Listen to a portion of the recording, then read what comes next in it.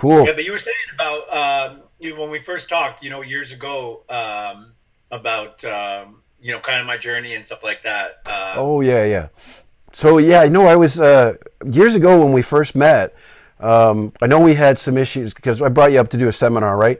And we had some issues bringing across. And you told me that you were involved in juvenile and stuff like some juvenile penal system and stuff like that. And I never really asked. I didn't even care at the point. I just took you at face value for who you were, and you were Frank Shamrock. You're coming up to do this for us. For me, I had no idea the details, and then it wasn't actually, and I never did actually up until recently when I considered you to come on the show. I thought, well, first off, this guy can talk. Like, I know you can fill an hour of chatting, but what intrigued me was your story, man. I watched a couple videos, and I read a couple articles, and your start. If you don't mind, I love to talk about that. Yeah, for certain. Well, you know, I grew up in a pretty tough home, like a home of abuse and dysfunction, and I didn't even know it. I just, I had all these emotional problems. I had all these problems at school, and so I was always, with the counselor or the psychiatrist, or I was always seeing all these specialists, and nobody could really figure out what was going on with me. And I didn't know either, to be honest with you. And then it wasn't until I was 11 years old that I left my home for the very first time.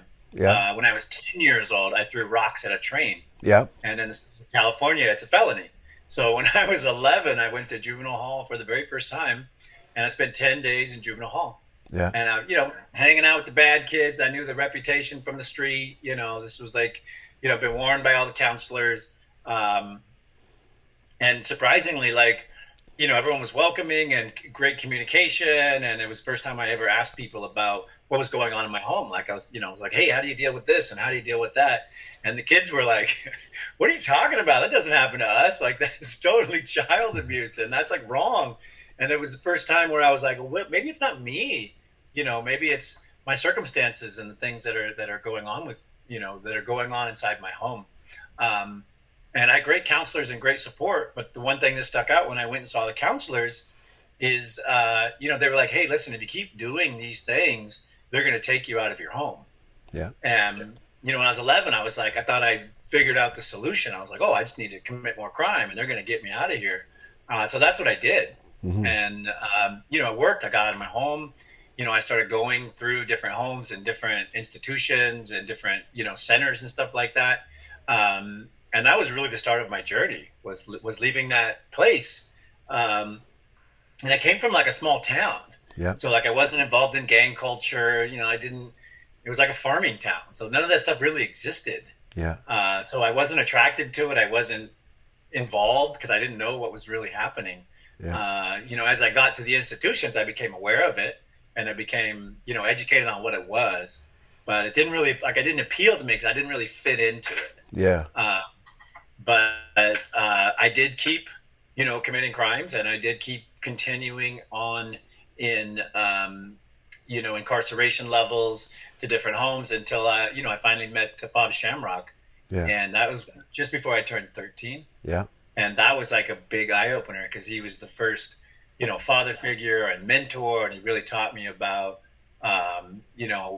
investing in my body and valuing myself and what was right and what was wrong. And he was a religious guy, and at the time all group homes and institutions were kind of had a umbrella of religion over them. hmm And while he was deeply religious, he didn't really preach any of that. He was just like, no, it's about family and it's about yourself and it's about what you can do for yourself and for your brothers and for your community. And those are the principles I still live by today.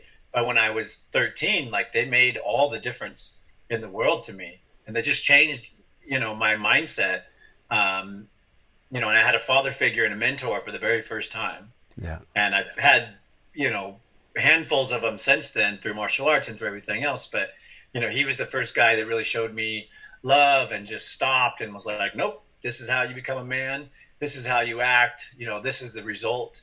And even though I screwed that up and I went to prison and, I carried on in my journey, that mentorship and that leadership was how I live my life today. Like, Yeah. it's still the principles that I live by. Yeah. And yeah, just, I mean, I still remember, and I speak often now at youth institutions, Yeah. because I remember sitting in that chair, and I Hmm. remember people coming through and telling their, whatever. And all I could think of was, none of these people are like me, and none of these people, understand what's happening with me. And so, I never listened. Yeah. And Bob was the first guy to wake me up, and Bob was the first guy to get, into my heart and into my mind. Hmm. And, probably definitely the most fulfilling thing I do besides being a dad is speaking at these institutions and trying to, reach and impact, these youth. And what I tell them is, what I'll tell you now is, nobody who is having a wonderful life and who's got it all together, and is feeling loved and supported and guided properly, ends up in juvenile hall. Hmm. Like, it doesn't work like that. All those, everybody who ends up there had something bad happen to them, or in their community or in their family, and that's why they're there. It's not them; they're just the byproduct of what's happening. Yep. And I was that kid, like, so I know exactly what it feels like to sit in that chair, and then to make decisions, about your future, good or bad. Yeah. Wow, man. You said that you when you were at in juvenile hall, you said that there was a difference between you and the other individuals when you're telling stories. What were the differences? Well, I just, I literally remember asking a kid, like, well, how do you deal with being locked in a closet? And he's like, what are you talking about? I was like, well, no, I get locked in a closet when I'm in trouble for hours. And sometimes I sleep in there. And he's like, what are you talking about? I'm like, he's like, that's child abuse. And I just remember going, what do you mean? And he was like, I've never been locked in a closet. And I was like, what are you talking about? It's because I thought it was normal. Yeah. And because we never went outside of our little circle, and I didn't communicate with other people, I didn't know that it wasn't normal. And I didn't know, like, that it was causing me all these issues. Hmm. And I asked another kid, like, how do you, what do you do with all your stuff when you have to live in the tool shed? And he's like, what are you talking about? And so it was just like this veil kind of came off me. I had all this anger and frustration and all these emotional problems. And then for the very first time, I was like, well, wait a minute. Maybe some of these things are causing these things. Hmm. And, when you're young, I was 11 years old.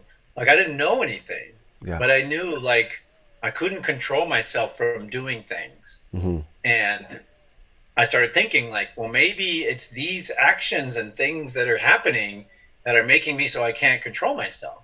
Hmm. So, I started looking for an answer. And that counselor, it wasn't the best. I mean, I think she was giving me good advice by saying, hey, if you keep doing these, like, she was telling me the truth, but I heard it that as a tool, because I was desperate to change and desperate to survive. And, I didn't want to have those things keep happening to me.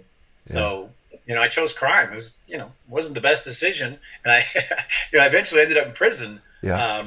But, at the time, it's what I thought, like, gosh, this is my way. And so, I mean, I did a lot of crime. Yeah. I have more felonies than I have world championships, and I got a lot of world championships. If they only give out belts for those, eh?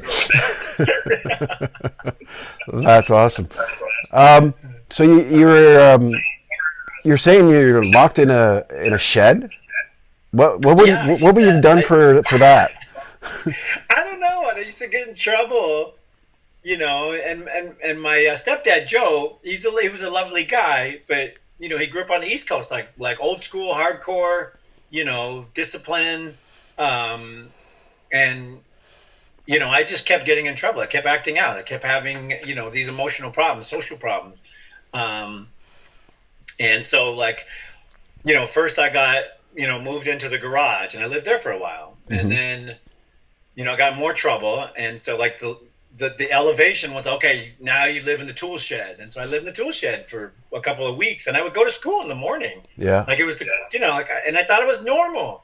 I get up, I would, like, get my clothes. I'm, like, next to the lawnmower, next to, like, it was, it was terrible. And then it got worse, because when I got in trouble again, then I had to live in the backyard. Like, I lived under, the clothesline area, Yeah. and they just like put a tarp out, like, and thankfully I lived in California, Oh, yeah. where it's warm and it doesn't like snow and stuff. But like one of my, and I talk about this when I give my speeches, like one of my most vivid memories of my childhood was living under the clothesline, under this tarp with all my toys and stuff. Yeah. And I remember I got this Star Wars game, and I'm sitting there and it's raining. Yeah. And I'm watching like the rain encroach and like ruin my Star Wars stuff. And I was just like so upset because I had no control over anything, and I was just so frustrated, and I was like, what am I doing? And how is everyone dealing with this? So Yeah. that's why when I got to juvenile hall, I was like, hey, how do you guys do this? Because it's like really weighing on me. It's really causing me to be angry and frustrated, and to my surprise, it wasn't happening to everybody. Yeah. So when you're saying you're in juvenile hall now as well, right? When you're there, you're making friends because you're talking to these kids, right? Are these relationships with these friends? Do they continue outside of juvenile hall after you're released? No, I only knew them from juvenile hall. Yeah. And then, but it felt like a safe place to me. Yeah. Like I was, I felt good. I felt protected. I was with, my community, people that understood. So I didn't mind going to juvenile hall. Yeah. And I didn't really notice that it was the same kids every time I went. It was the same group, same. Oh, yeah. Like, hey, John, hey, Bob. Like it was the same people every time. Yeah. I didn't have that realization, until I went to prison. Yeah. Because when I went to prison, it was the same kids.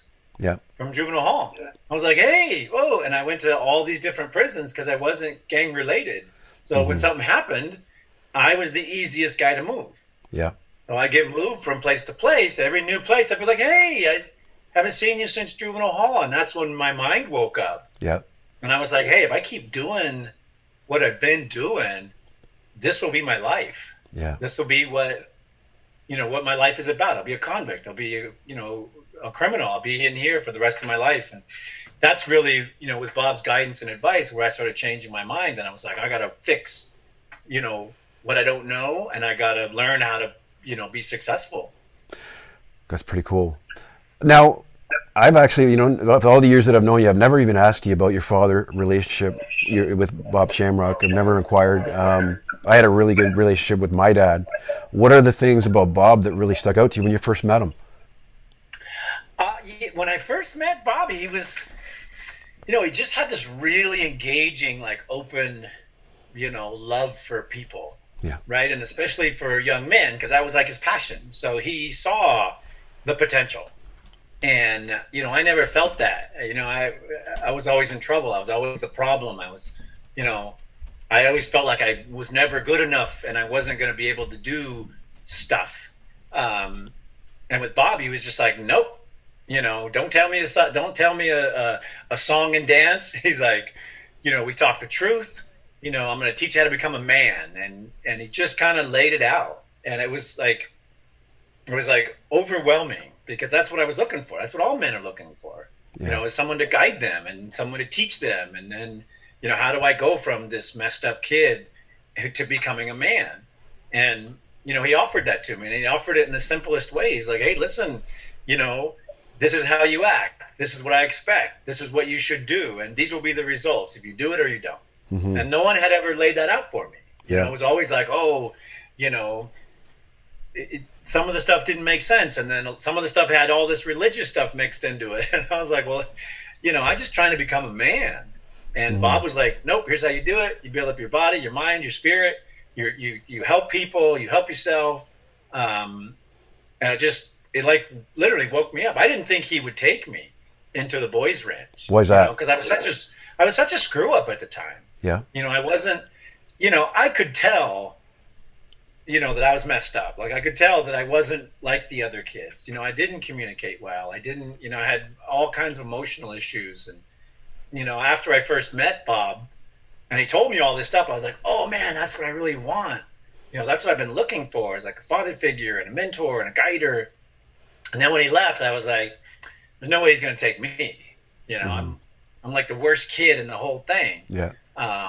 So when, when they accepted me and he said yes, like it was like, like the world changed. I mean, I was like, oh my God, this is my chance. I was so excited to go to the ranch. So was it an interview process? Is that what you had with Bob, or like how did?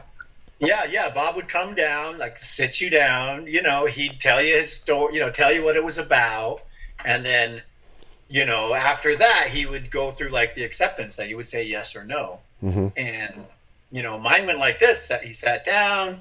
He was all flashy. He had gold, and it was all dressed nice, and had this very, good posture and communication, and I went to tell him like my my song and dance like my my sad story, and he's like, no, stop. He's like, I'm gonna stop you right there. We don't do bullshit. Like this is real talk. Yep. And he's like, that's how men do things. And I was like, whoa. So it was just like a shift. I went in to do my thing, and he's like, no, it's not a thing. Mm-hmm. He's like, I care about men. We build men. Mm-hmm. If you come to my ranch, you'll have 20 brothers. You'll have a family. You'll have a father. And he just, boom, boom, boom. And all I could think of was like, God, that's what I need. I need someone to guide me. Yeah. But yeah, and then he left, and I was like, oh, he's not going to take me. That sucks. Yeah. And then he said yes, and it just literally, changed my life. How long before you found out, from the interview process to that?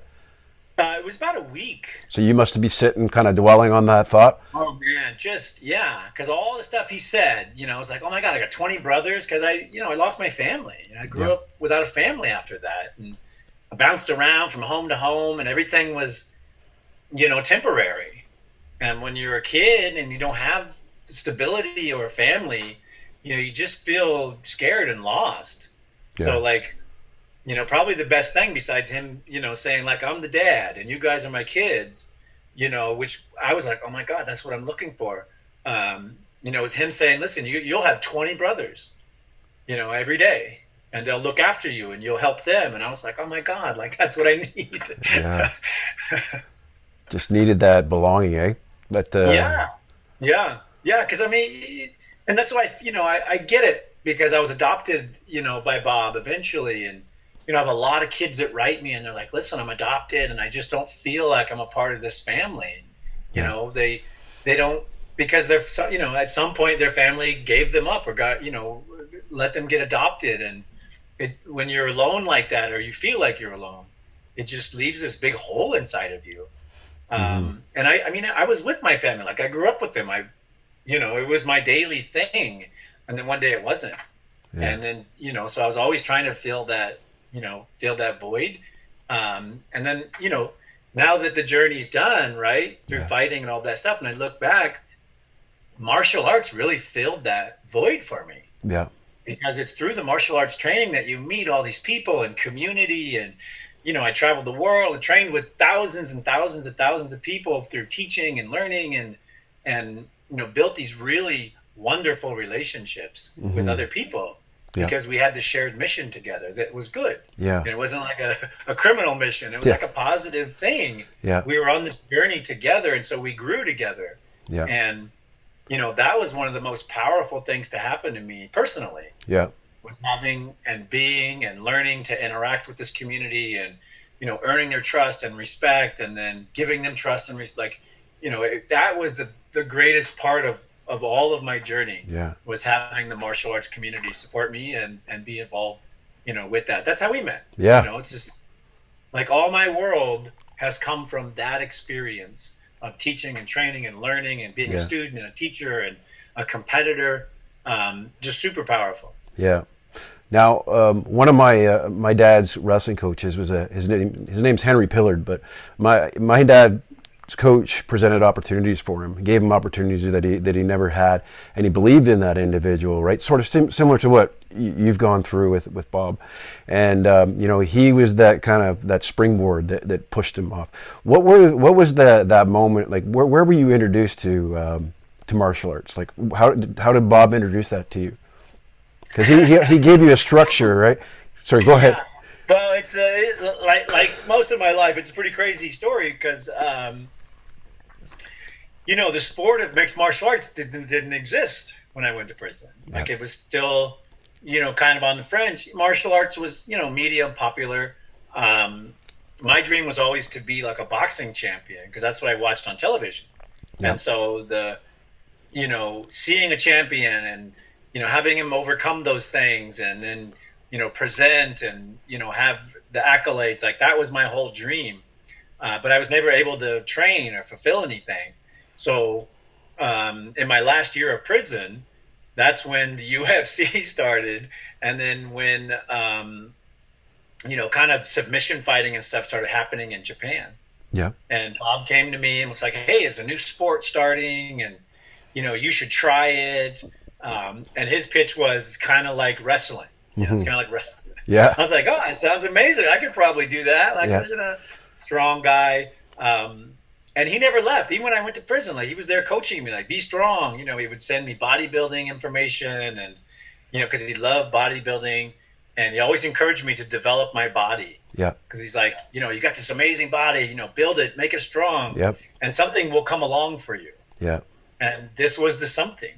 So when I was getting out, he pitched me on Pancrase.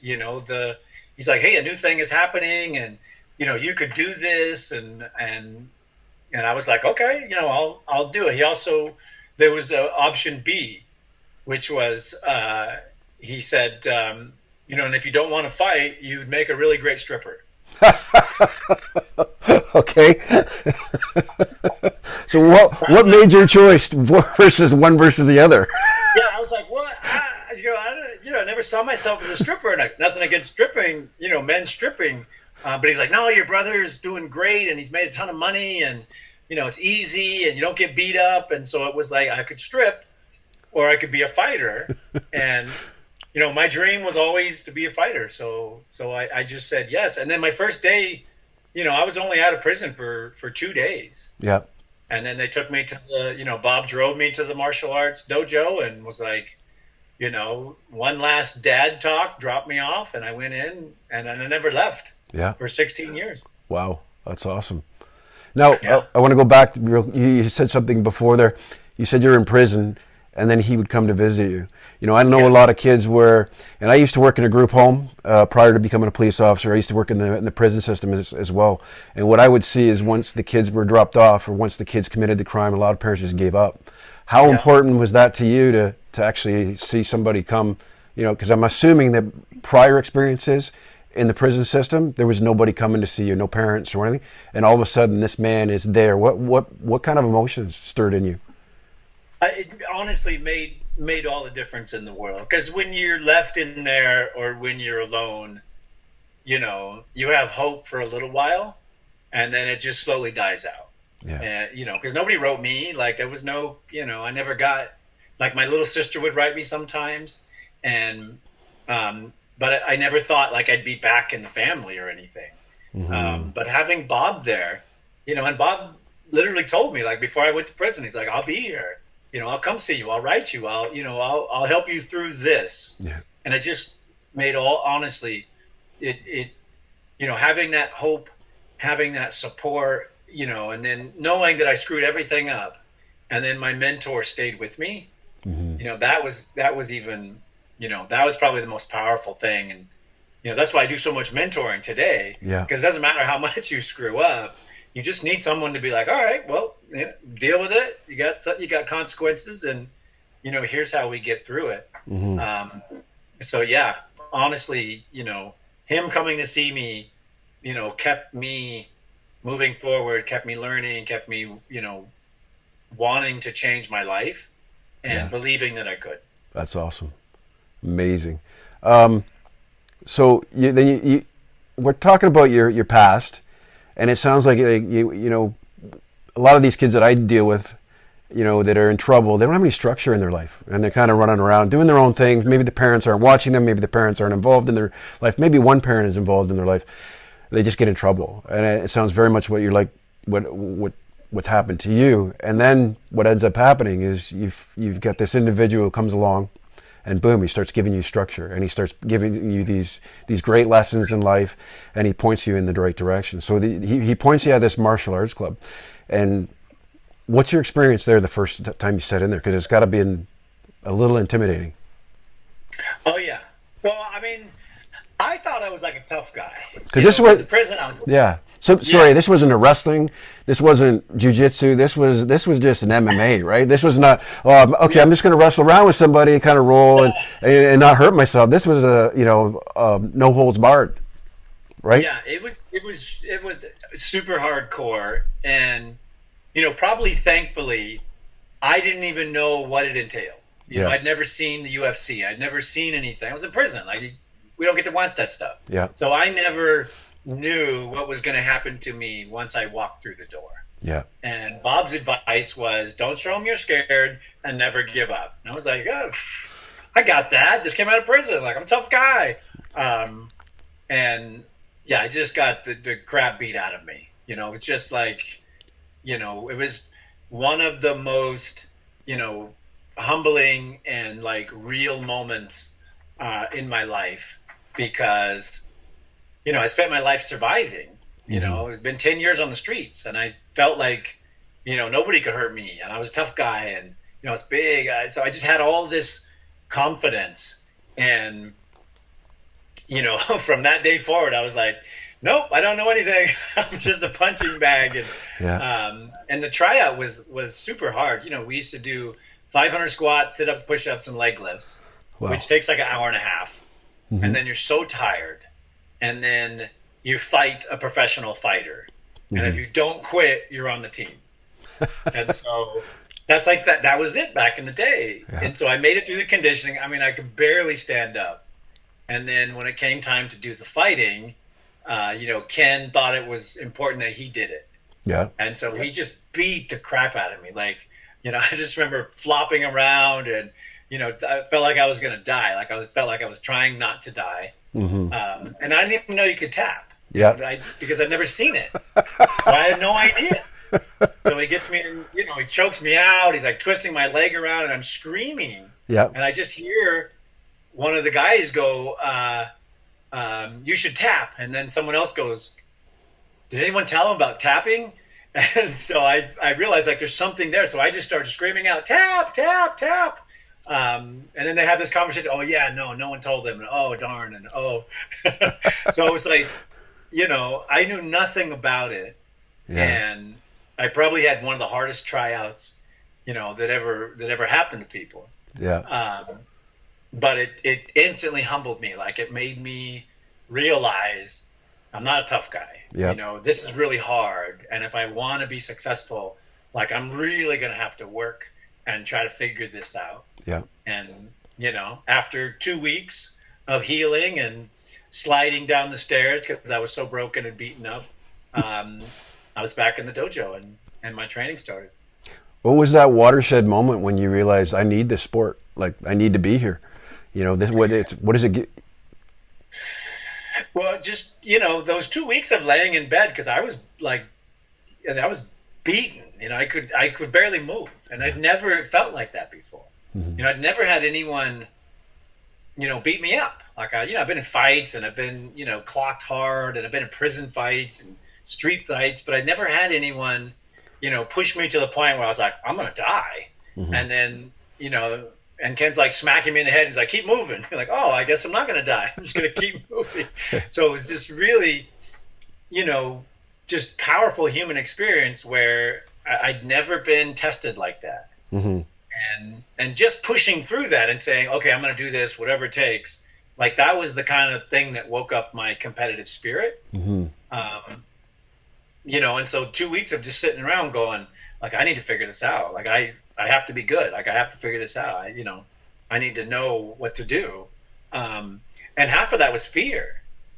I just got handled. Like, I thought myself a tough guy. I survived prison, 10 years incarceration. Like, I was like, yeah, I'm a tough guy. Mm-hmm. And all that was just wiped away, in a couple of hours. Mm-hmm. And so I kind of had to rethink who I was and what I wanted to be. My dream was to be a champion. And so I had to, believe in that dream, and then say, yeah, I'm going to do it, whatever it takes. Like, I'm going to figure it out. Mm-hmm. And, that's what that 2 weeks was about. I'd just lay there all broken and be like, I'm going to figure this out. I'm going to figure this out. And I talk about this a lot when I mentor the youth. I developed such a ritual in prison of learning. and Mm-hmm. studying and writing and, creating theories and researching things and like trying to figure things out. Mm-hmm. And so when I went into the gym, I brought that mindset with me. Mm-hmm. All the stuff that I did in prison is the stuff that I did at the beginning of mixed martial arts. I wrote everything down. I made diagrams. I studied the human body. I, questioned all the techniques, and I wrote everything out. Mm-hmm. But it was that process that made me learn faster and made me, move to the head of the line, because everyone else was from a different mindset. In those days, you didn't ask questions Mm-hmm. about martial arts. You just did what you were told, Yeah. and you shut the hell up. Yeah. So, I'd show up with my notebook, and I'd be like, what about this? And what about that? And, when they didn't have an answer, they would beat me up. And, but that was helpful to me because it made me stronger. It made me better.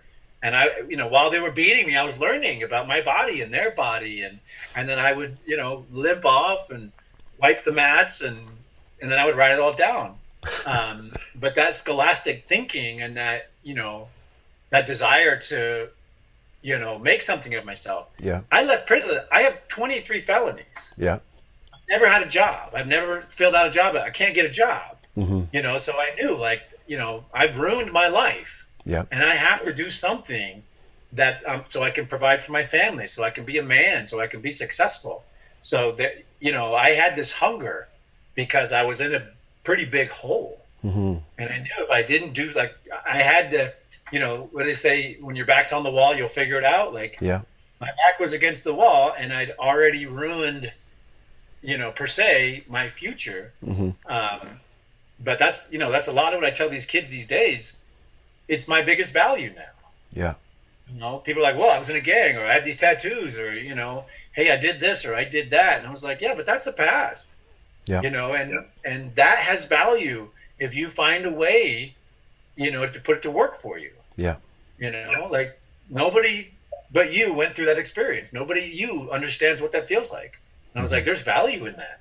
Yeah. And you just gotta, set your goals, set your dreams, do the work, and then find a way. Don't run from it, but find a way to take the value, take the lessons, and plug them into what you're trying to achieve. And that, is something you don't experience when you go to regular school and when you Yeah. when you have a normal life.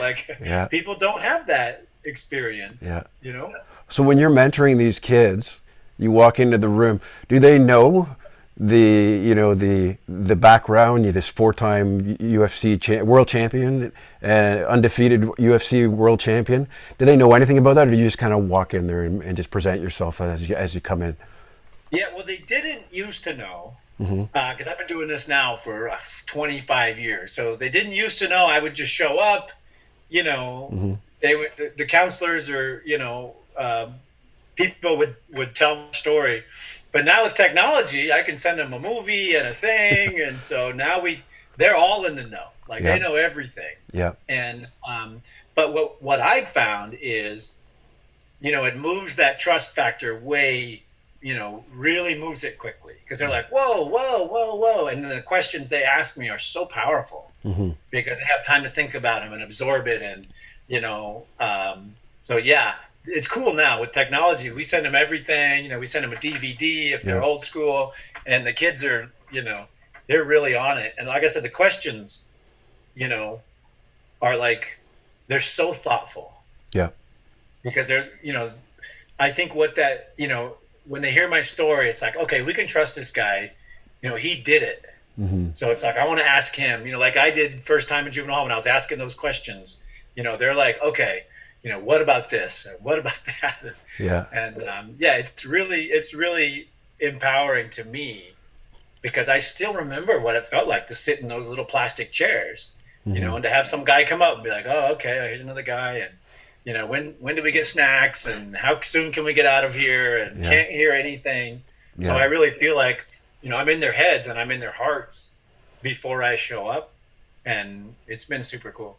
Yeah. That's awesome, man. That must be, part of Bob Shamrock's passing on to you, a little bit of the inspiration. Yeah, 100%. And then, what Bob taught was, through sports and athletics, you develop yourself up and you develop a team and a community, and that's how you'll find success. Yeah. Mixed martial arts didn't exist when he was teaching those lessons. Mm-hmm. So now that we have mixed martial arts, that to me is the tool. So, I give my speech, I get everyone, I write them, I got a stack of letters right here to write back. And I developed this trust with them, this relationship. And I tell them all, like, hey, when you get out, you got two things to do. Write it down, get your shit together, and then call me. Yeah. Because I'm going to put you in martial arts. I'm going to Nice. put you in mixed martial. I'm going to find a program for you to train in. We'll pay for it. We'll care for it. Like, we'll find resources so that you can build a community and train and go on this journey wherever you end up. Yeah. That value will support you and will help guide you and keep you disciplined. And it's amazing to me how many of the young men say yes. Like, they're like, okay. And it changes their lives. Yeah. Because and one of the things I cover, like in speaking, was like, when I realized that this was going to become my life, because all my friends were in prison, Mm-hmm. I was like, well, I can't join a gang. Like, I can't go with those guys. Like, I need to focus on my thing. Mm-hmm. And, when I do join something, we all need to be helping each other. We all need to have some value and shared vision that helps each other. And that's what martial arts gives you. Mm-hmm. Everybody's on the same journey. Hey, I'll help you. You help me. Let's train. Let's figure this out. Mm-hmm. That's what young men need Yeah. in this day. Yeah. There's definitely some bonding, right? I think my microphone's feedback. Is it okay over there? Can you hear me? Yeah, I hear you. Okay. I'm just trying to think. So with Bob, he watches your success, and how does he respond to this? Because he's watching his kids beat the tar out of people. I mean, he's got to be proud, but it's also a gruesome sport. Yeah, he looked at it differently. For him, it's what boys did. And so one of the things that happened at the group home was, like, you weren't allowed to fight each other because we were brothers. Yeah. So he had this thing. It's like, hey, if you got a problem with somebody, bring it to me. If you can't figure it out with him, and you feel like you need to deal with this, Mm-hmm. then brothers don't fight. But if you need to deal with this, then bring it to me, and we'll go box it out.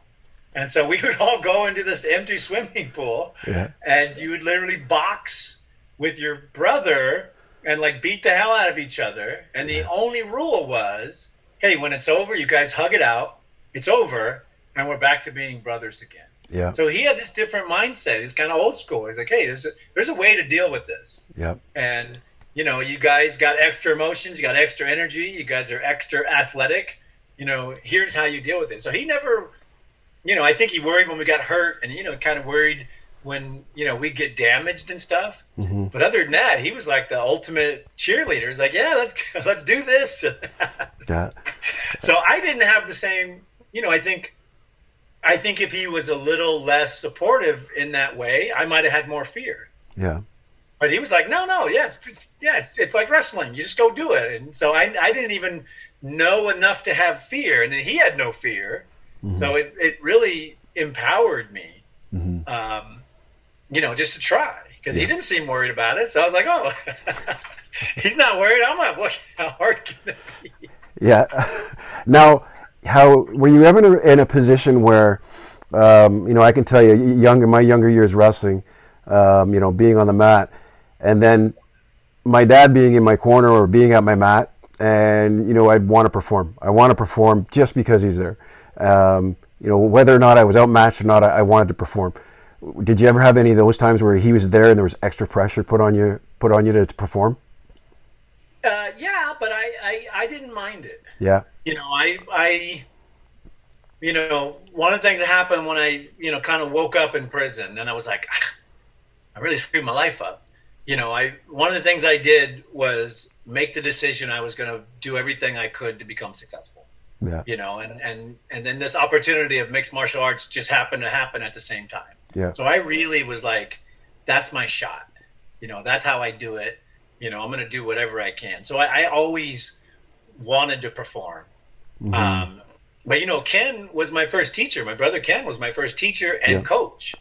And so I had such respect and admiration for him, because he's the toughest guy in the town, in the gym, in the world at the time. And it just, he's how I wanted to, what I wanted to emulate. Mm-hmm. So having him in my corner, I knew two things. I wanted to try my best, and then if I didn't, he was going to beat the crap out of me. So,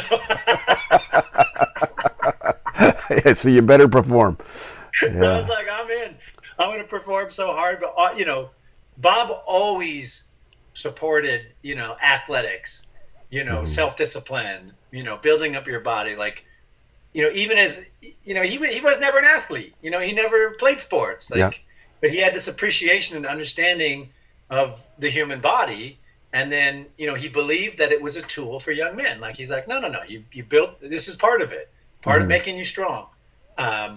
So just his belief in that, was so powerful for me. Because, he'd be like, all right, good luck, son, and do this, do that, and do that. And it would be like, bing, okay, that's what I'm going to do. Like, I'm all in. That's awesome. Oh, man. With Bob being so, pushing the athletics, was there anything else that he pushed other than the athletics? Athletics, family, being a good person, like being good right with your community, with each other, brotherhood. Mind, body, and spirit. Like, to him, it was mind, body. He wasn't even a martial artist. It was like mind, body, and spirit. Get smart, learn what you got to do, build up your body, and then build up your community, your spirit, your love, your group, or whatever. But what I got was athletics. Yeah. And I wasn't an athlete. I always wanted to be an athlete, but I had such emotional problems, I'd get kicked out after the first day, the second day, the third day. I could never stay on a team. And it wasn't until I got to the home, and I was forced, through various things to interact with my brothers, to love them, support them, like to figure it out. But that's I would say the biggest thing he coached and led with was family. Family's family. Like, they're your brothers, I'm your dad. Like, we run this thing like a family. It was a madhouse. And it ran like a family. And then, number two was sports. Like, you get in there, you do your thing. And we had 20 boys. So we had our own football team, our own baseball team, our own soccer team. We could play any sport, any league, any group. And that's how we would spend our weekend. We'd help the community, and then we'd play the local, baseball team, soccer team. That's awesome. It was really cool. So one of my dreams is, remains to, reopen the Shamrock Boys Ranch. Okay. Because I think, especially now, there's such toxic information for young men trying to become men. Mm-hmm. And, there's not enough places where you can go and,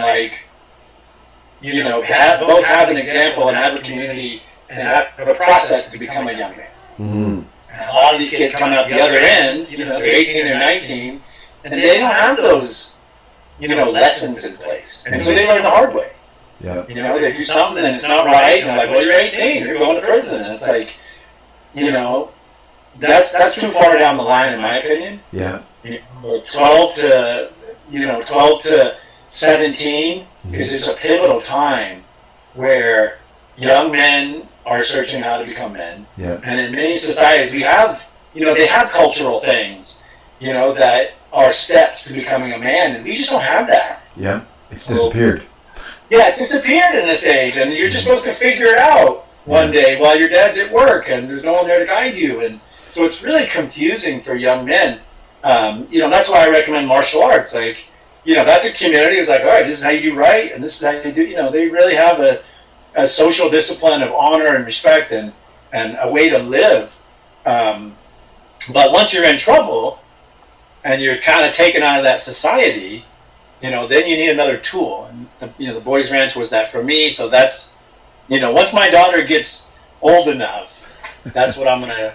Old enough meaning she leaves the home and she's not around all these boys. Okay, I get it.